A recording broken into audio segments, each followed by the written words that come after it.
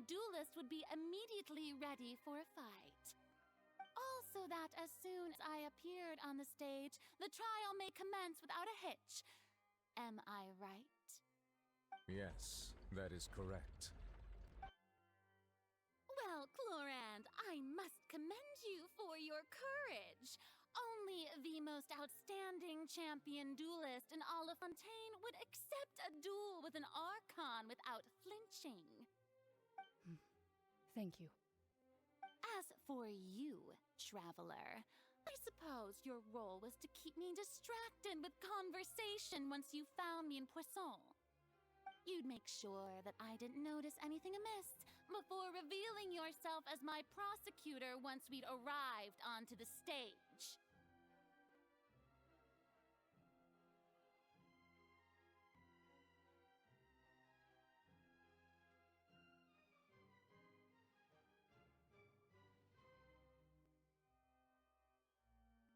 Oh?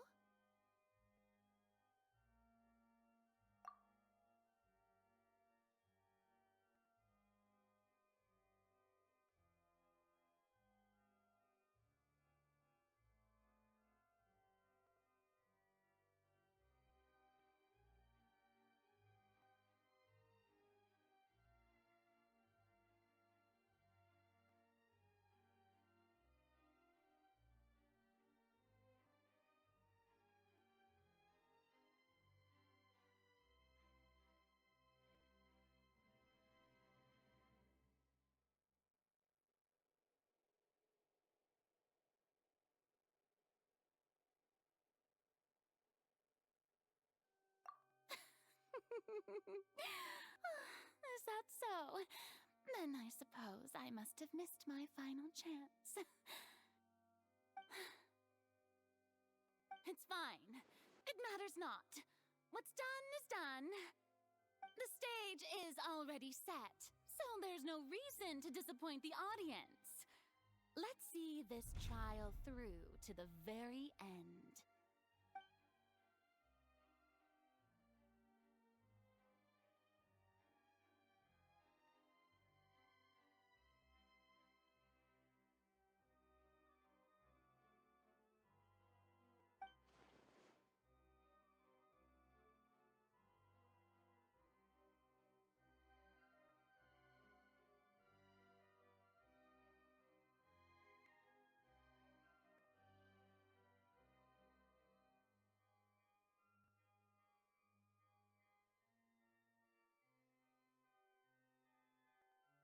Madam Prosecutor, please allow me to pass this along.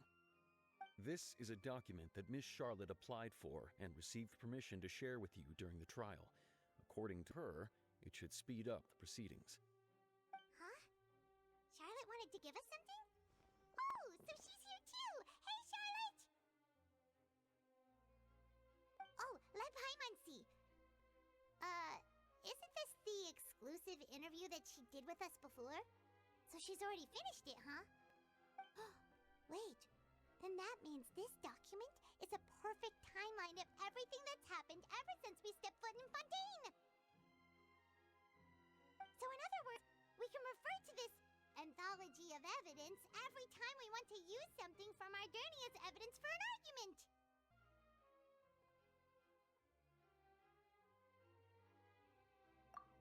Let's quickly confirm the information in it. Just think of it as a refresher, alright? You defeated the Hydro Archon in the very first duel you took part in at the Opera House. That's one for the history books, all right. I didn't think that you'd wind up getting to the bottom of the case I'd been following. This is the first of according the words of someone as extraordinary as a witch can probably only be truly under.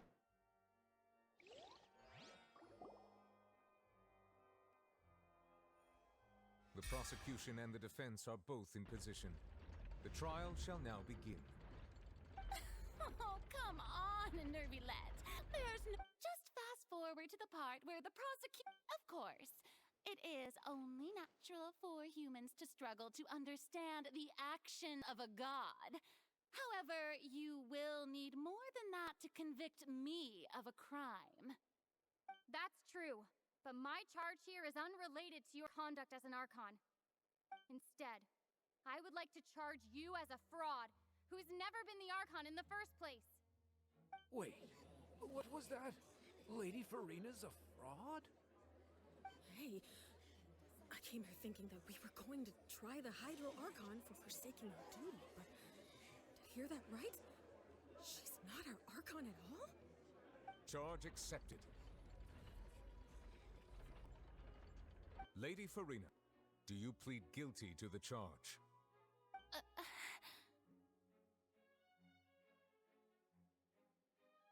Lady Furina. I plead not guilty. How can I be guilty?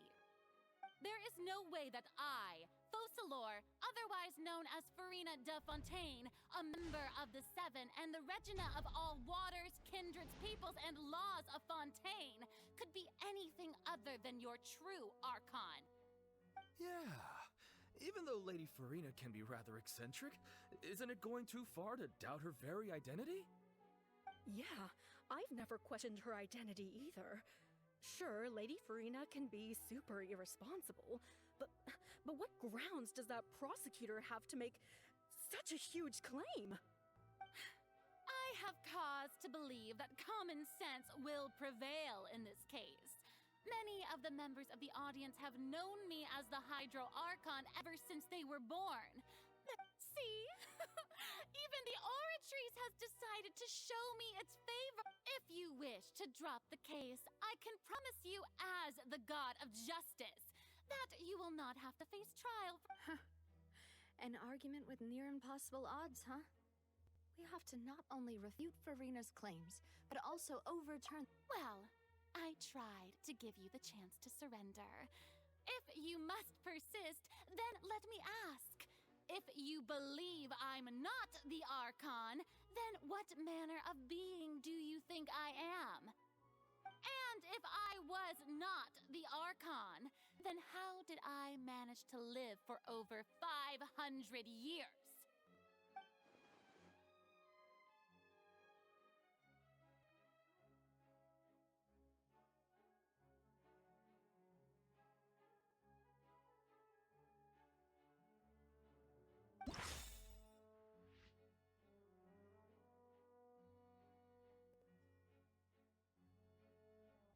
Doesn't think this.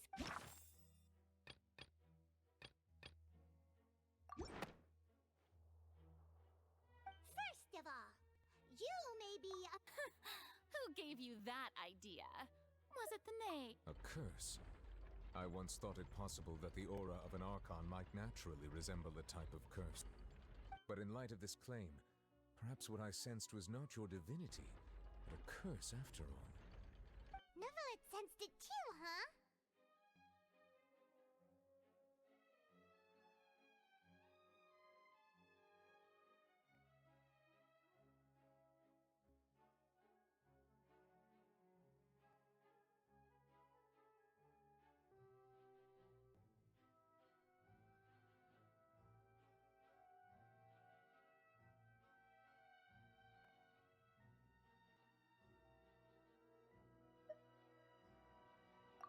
Lady Furina is actually a human? Well, it is true that it's extremely difficult to tell humans and gods apart just by looking at them. It's not impossible.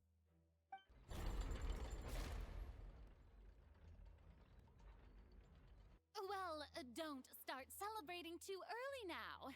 Even if I have been carrying a curse like you said, how does that prove that I am merely a human being? Besides, everyone knows that the main difference between a human and a god is the possession of authority. Gods can do what humans cannot. That's why they're worshipped as gods. For centuries, manifestations of my authority have served the nation of Fontaine. One need only to turn their eyes towards the Oratrice Mécanique d'Analyse Cardinal in this very opera house, or consider the endemnitium that is used in every aspect of life.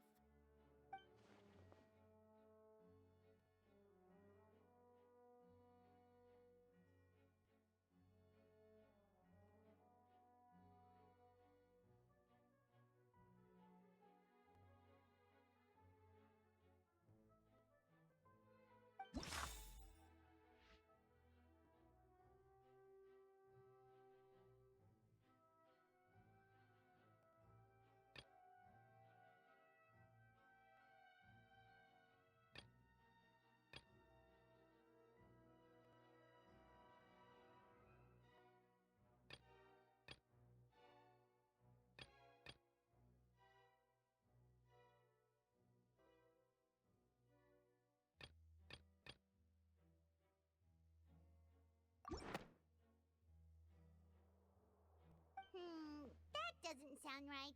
Paimon doesn't think this clue can be used as compelling evidence to build our case.